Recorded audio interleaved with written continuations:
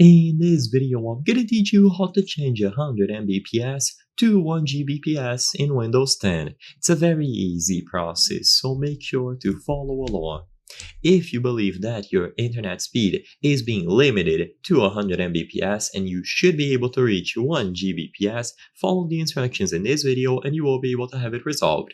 First of all, I want to make it very clear that I am doing this on Windows 11, however, this same process will work on Windows 10, so just follow along and this will solve your issue.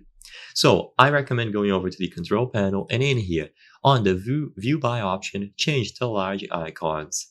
Now select Network and Sharing Center.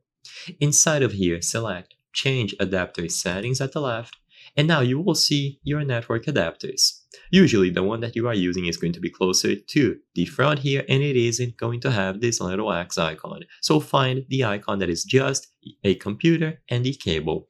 Now double click this and you will see this window here. Go over to Properties and click Configure. So don't change any of these, just click Properties and then Configure. And now switch over to the Advanced tab. In here, you will have a bunch of options. The one that you are looking for is Speed and Duplex.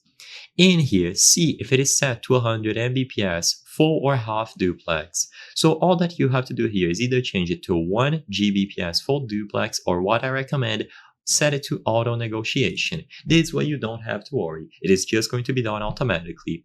So go into the network and internet options, change the adapter settings, select the specific one that you wish to modify, Properties, Configure, and then under the Advanced tab, you will find Speed and Duplex. Change it to Auto Negotiation. This should fix your issue. If you are still being limited, then I recommend contacting your ISP. I hope I was able to help you on how to change 100 Mbps to 1 Gbps. If this video helped you, please be sure to leave a like and subscribe for more very easy tips. Thank you for watching.